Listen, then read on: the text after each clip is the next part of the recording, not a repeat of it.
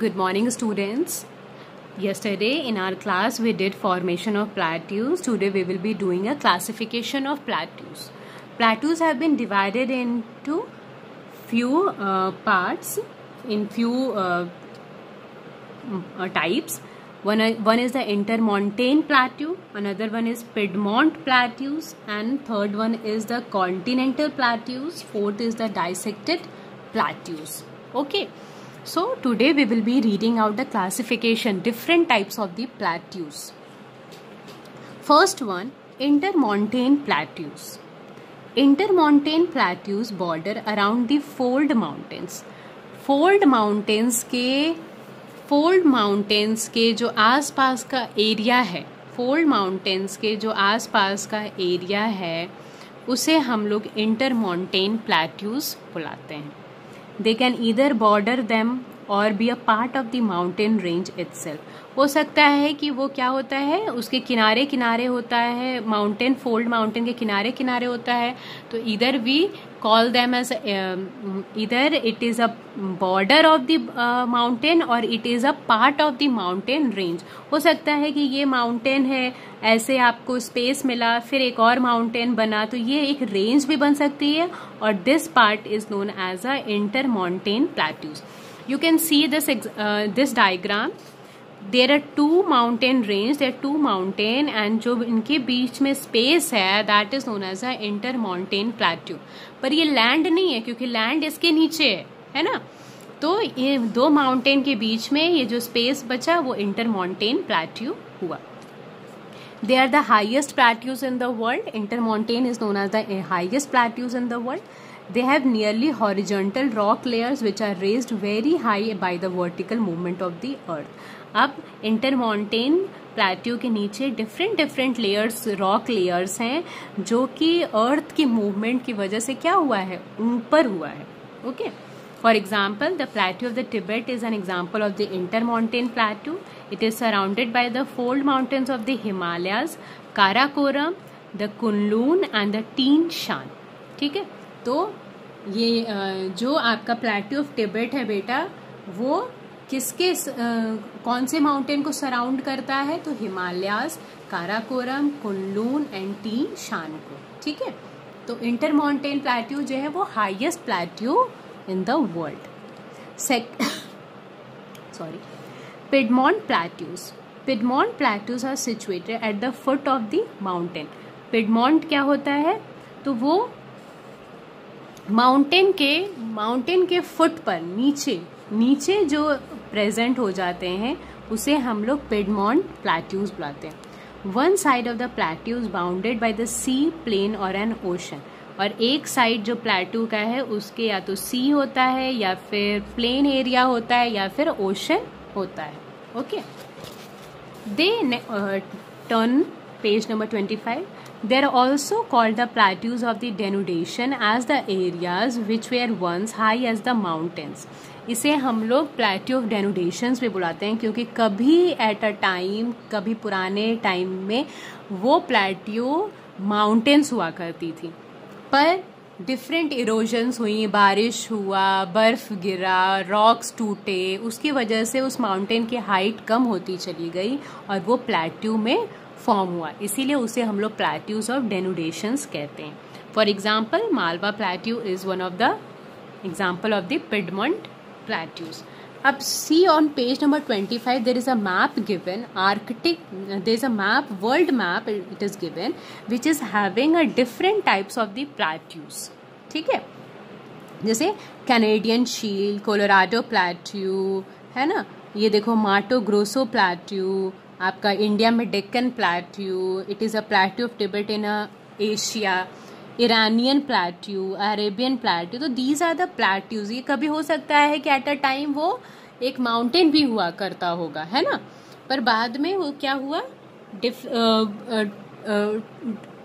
By the time of it, by the जैसे जैसे समय गुजरता गया वो क्या हुआ, इरोजन्स की वजह से क्या हुआ, माउंटेन्स धीरे धीरे पिडमोंट प्लेट्यू बन गए. Now third one is the continental plateaus. Continental plateaus are bordered on all the side by plains or ocean and form away from the mountains. Continental plateaus क्या होता है, ये एक तरफ से या तो वो प्लेन एरिया के बीच में होता है ना, कोई ऐसा एरिया जो प्लेन एरिया से थोड़ा ऊंचा होगा, या फिर वो ओशंस के बीच में होता है, ठीक है, लेकिन वो माउंटेन से बहुत डिफरेंट होता है, ठीक है। कॉन्टिनेंटल प्लेट्यू को हम लोग प्लेट्यूज ऑफ एक्यूमुलेशन बोलते हैं, ठीक है। Plateau of Maharashtra is an example of the continental plateau, ठीक। अब देखिए ये एग्जाम्पल, यहाँ सी है, दोनों तरफ किनारे किनारे सी बह रही है, नदी है ना, महानदी है, और बीच में क्या है, it is a continental plateau, okay. यानी बीच में एक ऐसा लैंड सरफेस होगा जो थोड़ा सा लैंड से ऊंचा होगा पर वो सी के बीच में होगा, तो that is known as a continental plateau. Fourth one is the dissected plateaus. The plateaus which have been intensely eroded so that the relief becomes sharp are known as a dissected plateaus. यानी वो plateau जो इतना ज़्यादा इरोड हुआ है, इतना ज़्यादा उसको यूज़ किया गया, खुदरा हो गया है वो, कि वो एक शार्प फीचर बन गया, एक बहुत नुकीला बन गया। Weathering, erosion and denudation of the flat land result in the formation of the dissected plateaus. Bar bar weathering यानी बार बार हवा का बहना, वहाँ से मिट्टी उड़ना, ठीक है, बार बार वहाँ का डेनुडेशन होना वहाँ पे, तो वो क्या किया, डाइसेक्टेड प्लेट्यूज में फॉर्म किया। The eroded region tends to appear mountainous और as hilly slopes and valleys. तो इरोडेड रीजन क्या फॉर्म दिखा, वो माउंटेनियस या फिर hilly slopes. For example, Catskill Mountains of the USA and the Blue Mountain of the Australia are the two examples of the dissected plateaus. So these are the two examples of the dissected plateaus. Students, आप chapter को read जरूर करिएगा, ठीक है, videos को ध्यान से देखो और चैप्टर को रीड करो। If you have any problem, you can ask me. You can personally call me and you can ask me about any word if you are having any problem. अब significance of plateaus. Plateaus का क्या significance है ना, plateaus का क्या importance है, we have to read it out.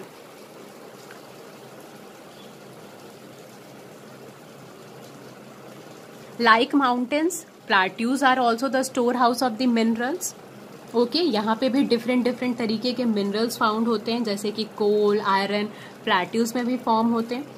Most of the minerals in the world are found in the plateaus. Extraction of the minerals is relatively easier from the plateaus as compared to the mountains.